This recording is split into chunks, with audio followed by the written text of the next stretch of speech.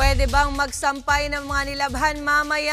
Naku, iinit naman ba talaga ngayong araw na ito? Aalamin po natin yan ang ulat ng panahon mula sa ating weather tito na laging may panahon para sa'yo. Tito Alvin, ano na bang weather dyan?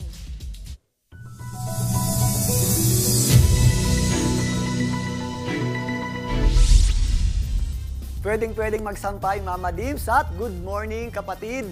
Para sa ating magiging lagay ng panahon ngayong araw na ito, sa kasalukuyan, mas malawak na po ang epekto ng ating amihan o northeast monsoon. Nag-i-extend na po yan sa malaking bahagi ng Luzon. Pero again, hindi na po ito kagaya ng amihan natin itong mga nakaraang buwan. Hindi na po ito kasing lamig. Although magiging mainit ang panahon natin sa malaking bahagi ng Luzon, meron pa rin tayong mga posibleng pag-ulan dulot ng ating amihan o northeast monsoon. Samantalang, ito po ang ating tinatawag na easterlies ang nagdadala naman ng mainit at malinsangang panahon sa malaking bahagi ng Visayas at Mindanao.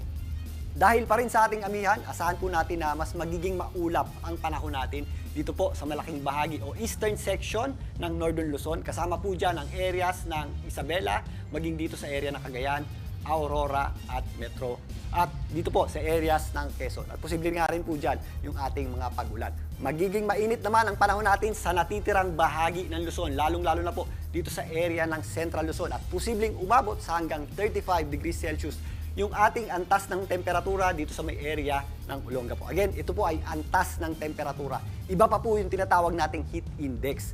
Mas talakayin natin yan mamaya. Magiging mainit din ang panahon natin dito sa Metro Manila, kaya sa mga lalabas ng bahay, magdala pa rin po tayo ng payong. Dahil pananggalang din po yan sa matinding init ng panahon, lalong-lalo na kapag naglalakad tayo sa kalye.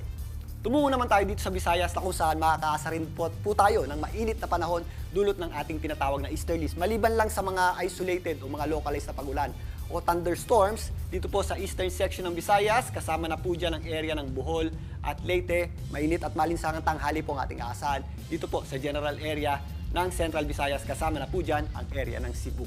Para naman dito sa Mindanao, yung ating concentration ng mga pag-ulan ay nandito po sa southwestern section nito. Yan po ang areas ng Zamboanga Peninsula. Kasama po dyan ang Basilan, Sulu at Tawi-Tawi. Ang natitirang bahagi po ng Mindanao ay makakaasa po ng mainit at maalinsangang tanghali.